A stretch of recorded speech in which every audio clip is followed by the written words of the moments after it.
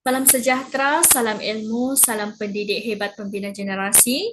Yang saya hormati Dr. Hairul Faizi bin Lokman, pensyarah moral saya daripada dulu, kini dan selamanya.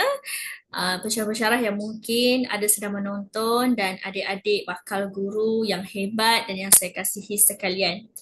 Okey, sebelum saya mengulas dengan lebih lanjut, ingin saya perkenalkan diri saya. Nama diberi Emizaniro Anak Karim, berasal dari Kapit, Sarawak dan juga merupakan salah seorang alumni IPGM Campus Ilmu Khas, pengkhususan meja pendidikan khas masalah penglihatan, minor pendidikan moral.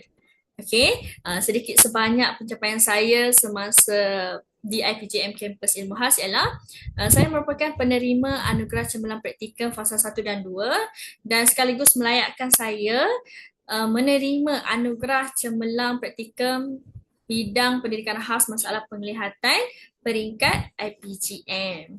Okey, sekarang saya ditempatkan ataupun posting di PPKI SK Tunku Munawir Kuala Pilah. Okey, dah 5 bulan dah pun.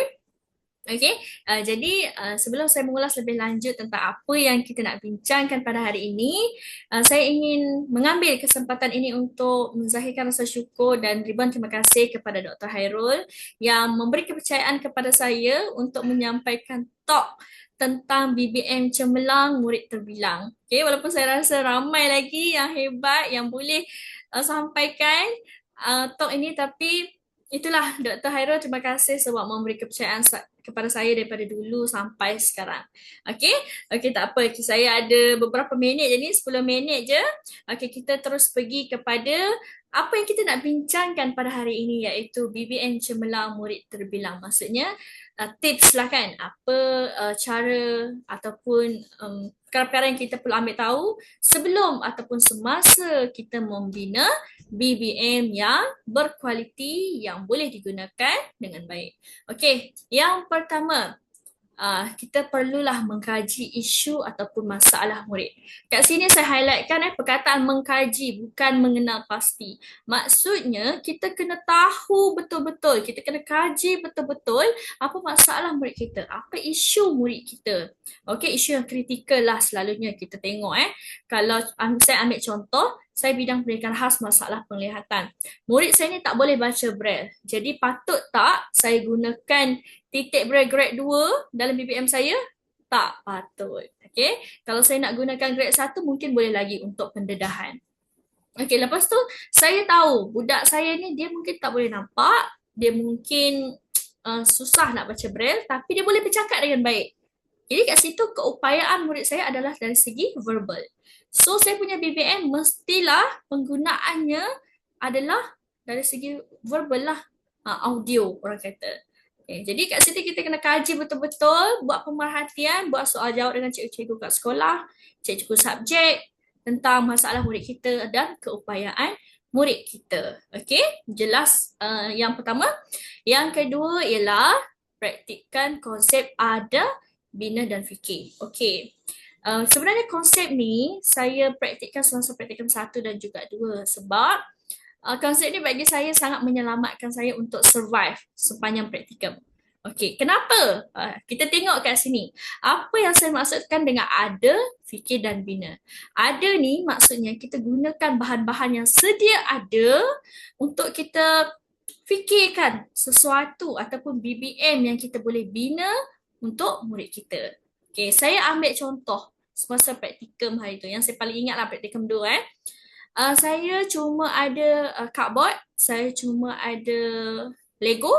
Masa tu pula Elan belum masuk, jadi tak ada duit kan, kita nak beli BBM dan sebagainya. So saya gunakan bahan yang ada itu, contohnya seperti Lego tadi tu, untuk saya duk fikir, apa saya nak buat untuk dijadikan BBM mengajar murid saya ni. Kebetulan masa tu saya mengajar topik operasi bergabung, tambah dan tolak. Okay, saya ni duk pegang Lego. Apa yang saya boleh buat? Ambil masa sikit lah kan. Kita macam orang tak betul sikit lah. Duk cakap dengan diri sendiri. Apa yang aku nak buat Kalau macam ni. Sampailah terfikir.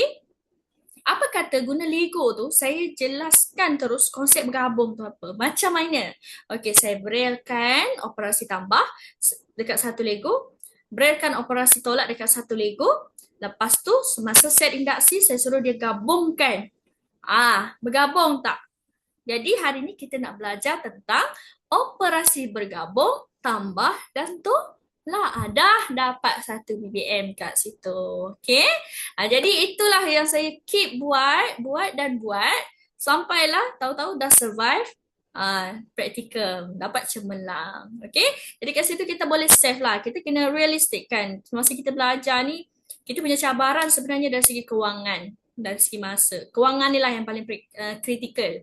So, kalau cuba terapkan konsep ada fikir dan bina ni, bolehlah nanti mengurangkan sedikit pengeluaran untuk beli bahan. Setiap kali observe takkan nak beli bahan kan. So kita guna apa yang ada. Okay. Okay, yang ketiga ialah BBM plus teknik. Kalau saya personally, semasa saya buat BBM tu, saya dah bukan dah ada lah. Saya kena paksa juga otak ni untuk fikir teknik apa yang saya nak pakai untuk BBM ni. Saya tahu dan saya rasa semua pun tahu, setiap BBM yang kita bina ni, dia ada function yang berbeza-beza. Dan cara kita nak guna pun berbeza-beza. So, kalau saya, semasa saya buat BBM tu, sambil-sambil tu saya dah fikir, esok saya nak pakai ni macam mana? Adakah saya nak pakai ni guna teknik nyanyian ke? Saya nak pakai untuk belajar sambil bermain ke? Macam tu. So benda ni, dua-dua ni dah fikir serentak dah. Okay, saya ambil contoh, saya hari tu buat laluan moral. Okay, saya buat laluan moral. Laluan moral ni pakai cardboard biasa je. Okay, satu laluan. Lepas tu ada kereta mainan.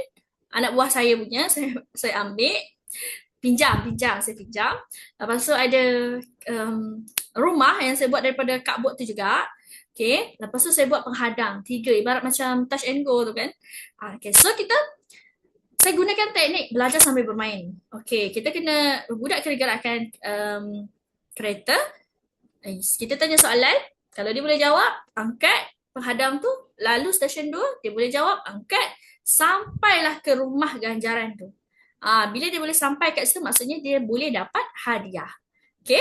Nah, jadi itu adalah salah satu teknik lah. Maksudnya macam BBM dan juga teknik tu, dua-dua tu kita kena fikirkan sekali masa kita buat BBM tu. Sebab, kena ingat, BBM yang kita buat ni, kalau tekniknya salah, teknik penyampaian, penggunaannya salah ataupun tak kena masa dalam bilik raja pun tak guna. BBM yang awak buat tu takkan orang kata berfungsi dengan baik. Jadi ibarat macam tontonan je, mainan je. Okay? So kena fikirkanlah BBM dan juga teknik.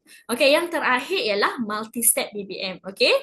Saya rasa semua dah familiar dengan multifunction kan. Okay, semua tu kita semua dah tahu dah. BBM yang kita nak buat mestilah multifunction. So, yang tu kita tolak tepi. Untuk ini, kita kena buat multi-step BBM. Kalau sebelum ni, saya buat 1 step 1 BBM ataupun lebih. 1 atau lebih BBM, 1 step. Dan bila observe tu, saya jadi macam kalut. Sampai lupa pun ada. Rupa-rupanya saya miss 1 BBM ni. Ni nak pakai ni, step ni. Tapi dah lupa dah, sebanyak sangat. Kan? So, kita boleh gunakan 1 BBM ni untuk 2 step dalam RPH. Janganlah 1 RPH tu 1 BBM. Itu namanya melampau dan malas. Jadi, kalau boleh 1 BBM buatlah 2 step. 2 step tu dah memadai lah. Janganlah setiap satu RPH tu boleh. Kalau sempat boleh buat 1 step 1 BBM atau lebih. Tapi macam saya kata tadi, kalau awak dah kalut, yang terjejasnya apa? PDPC awak betul tak? So kat situ jadi tak guna dah. Macam meaningless lah your effort buat BBM yang banyak-banyak tadi tu. So kalau boleh buatlah kita punya BBM tu multi step. Macam laluan moral tu kan. Saya guna untuk penerangan konsep. Step 1 saya terangkan maksud nilai. Step 2 perasaan. Session 3 amalkan praktik tu kan. So bila step yang terakhir tu, belajar sambil bermain, saya berpusatkan murid pula. Saya tanya soalan, dia pula yang jawab, dia pula yang gerakkan kereta tu. Jadi kat situ, BBM yang sama boleh digunakan dalam 2 step yang berbeza dalam RPH. Okay? Jadi, saya rasa untuk 1 BBM yang cemerlang ni, awak memang kena, orang kata, selain semua benda yang saya cakap ni, preparation tu kena adalah. Jangan last minute. Ini benda perkara biasa yang pesanan kena buat preparation awal. Dan satu benda saya nak pesan juga untuk adik-adik semua. Okay, BBM kalau boleh janganlah beli, janganlah pinjam. Sebab BBM yang kita beli dengan yang kita pinjam ni, kita sebenarnya tak expert pun benda tu. So bila kita pakai, dia jadi macam ibarat kita serve benda makanan dekat orang, tapi kita tak tahu apa menu kat situ, kita main serve je. Entah sedap entah tidak. Jadinya bila tak sedap tu, so respon pun tak sedap kan. So bila kita buat sendiri, kita tahu benda tu sendiri, kita expert, kita dah fikir dah teknik apa kita nak pakai, kita masa kita serve, kita akan confident. Okay, kalau ada sebarang soal jawab, kita boleh jawab dengan baik. Okay, so untuk BBM, buat sendiri dan paling penting ialah penyampaian. BBM awak sehebat mana pun, sewow mana pun, semantap mana, kalau penyampaian awak ke laut pun tak guna. So, these two things kena comes together. BBM dan juga penyampaian. Okay?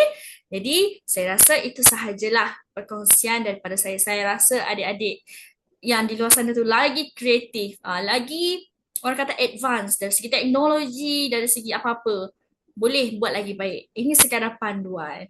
Just in case one day you rasa macam cannot survive.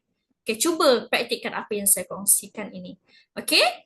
Okay, akhir sekali, saya harap apa yang saya kongsikan ini bermanfaat dan boleh membantu adik-adik di luar sana nanti. Kalau pergi sekolah, cuba terapkan apa yang saya kongsikan. Okay?